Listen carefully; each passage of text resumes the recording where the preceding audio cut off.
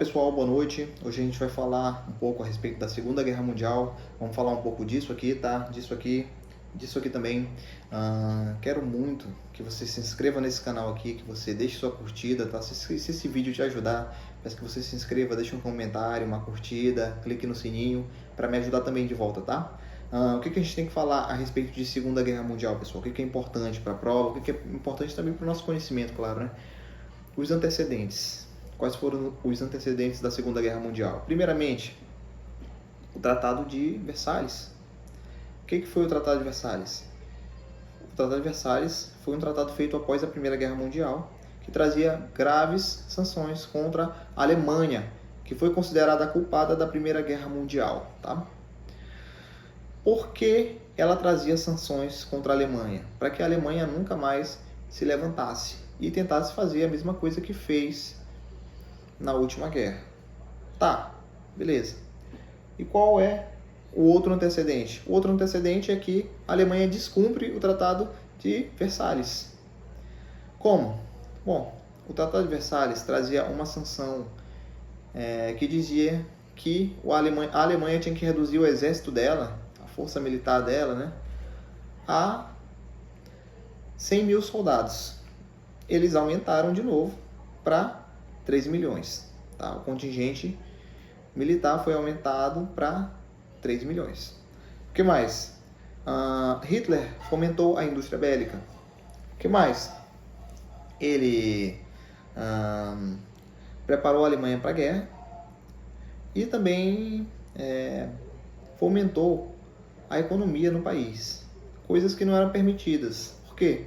Porque a Alemanha não podia se restaurar, ela não podia se refazer, exatamente para não ter o mesmo perigo da Primeira Guerra Mundial. Tá? Ela foi considerada a culpada da Primeira Guerra Mundial.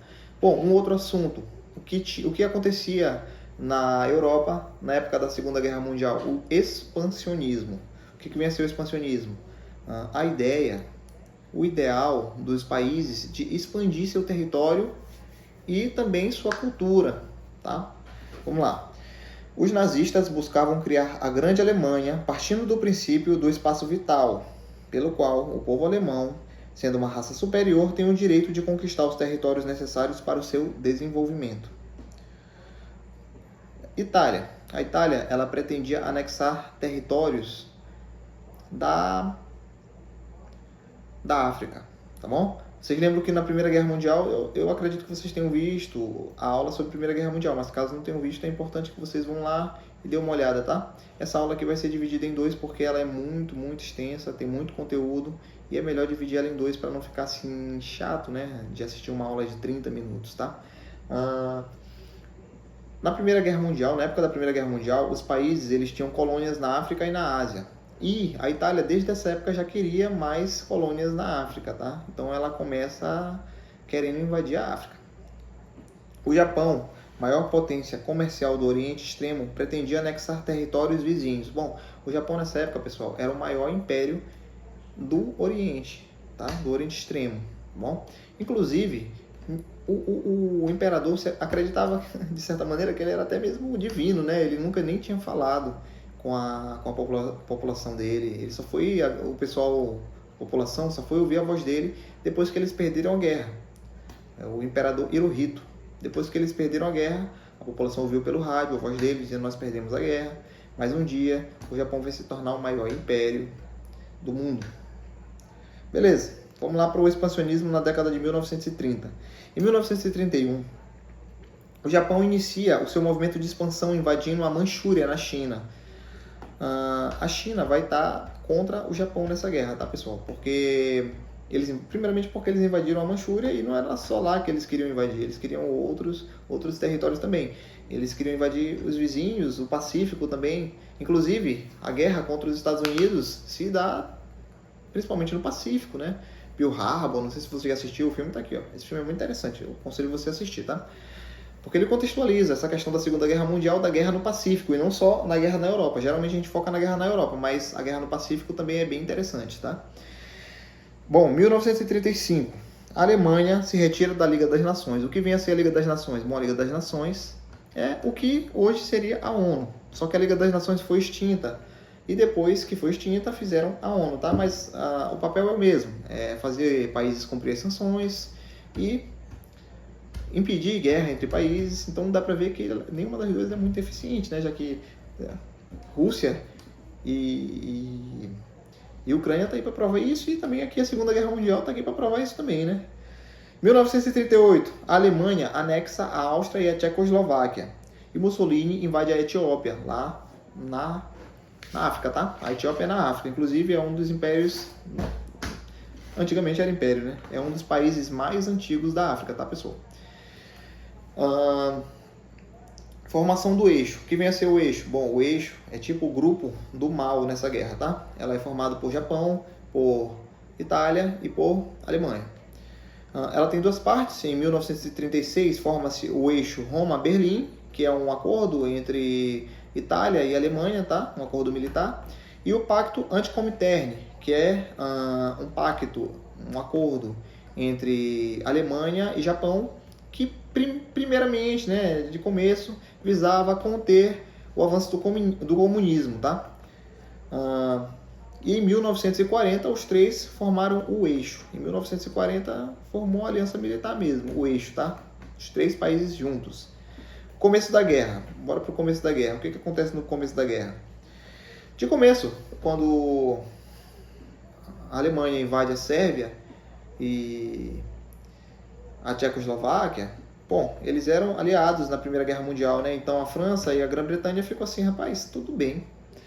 Eles que se mordam, essas cobras que se mordam. Eu não tô muito ligando para eles não. Enquanto eles estivessem invadindo, tá bom. Enquanto eles estiverem invadindo pro lado de cá, a gente vai começar a agir. Mas isso não quer dizer que eles não ficaram preocupados. Eles começaram a se preparar também, tá? Com a invasão da Tchecoslováquia, os dois países, no caso França e Grã-Bretanha, assinam um acordo com a Polônia, garantindo ao país apoio em caso de invasão alemã. Como eu já falei antes, né? Eles não ligaram, mas eles também se prepararam, né? Se prepararam. Caso acontecesse alguma coisa com os países aliados, inclusive como no caso da Polônia, eles iam declarar guerra. Foi isso que aconteceu. Pacto Nazi-Soviético. O que foi esse pacto? Bom, o Pacto Nazi-Soviético foi um pacto entre a Alemanha e a União Soviética, no qual nenhum dos dois se atacavam. Nenhum dos dois podiam atacar, tá? E o que eles iam fazer? O que eles iam ganhar? Eles iam dividir a Polônia no meio, tá? Parte para a União Soviética e parte para a Alemanha. Tudo bem. Mais tarde, a Alemanha vai descumprir esse acordo. Então, nunca foi o objetivo dela realmente cumprir esse acordo. Acredito que os dois lados estavam querendo ganhar tempo. A Alemanha para atacar e a União Soviética para se defender e contra-atacar.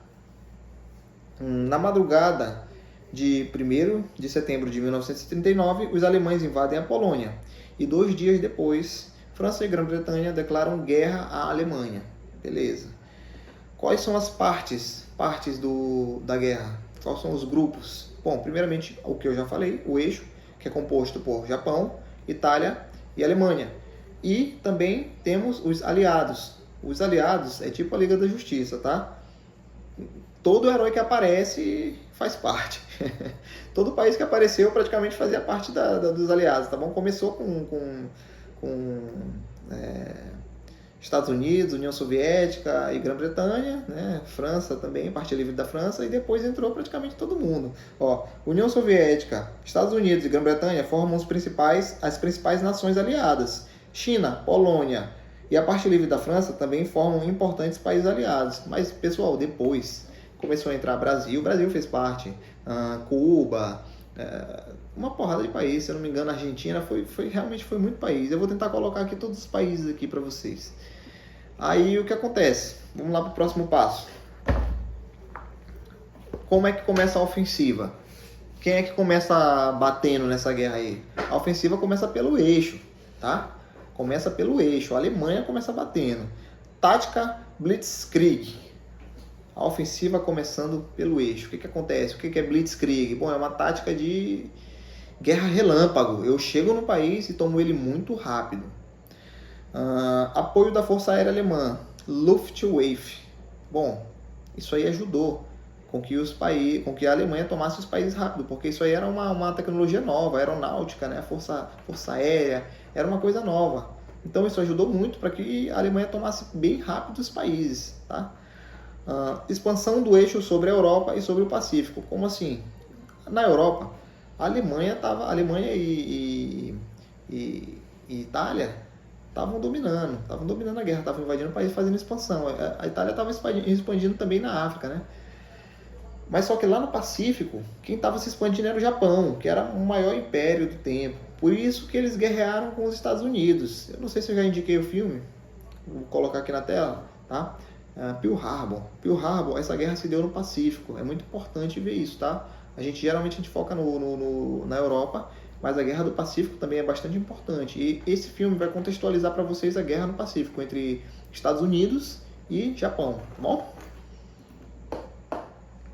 Em 1940, após invadir a Noruega, Dinamarca, Bélgica e Holanda, as tropas alemãs invadem a França, tomando Paris. Lá atrás, eu até me esqueci de comentar a respeito. Eu falei sobre a questão da França livre, parte livre da França, né?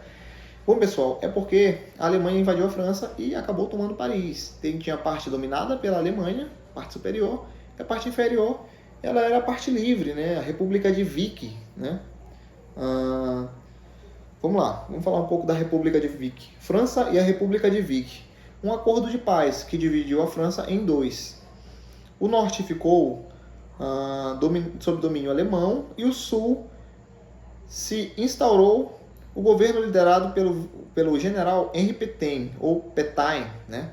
Bastante alinhado às ideias de Hitler. Bom, então estava tudo na paz, né? Depois desse acordo aí, ficou tudo na paz, porque a parte de cima era dominada pelos nazistas e a parte de baixo era dominada por quem concordava com os nazistas. Então, como assim a França fazia parte do eixo? Porque houve uma resistência, tá?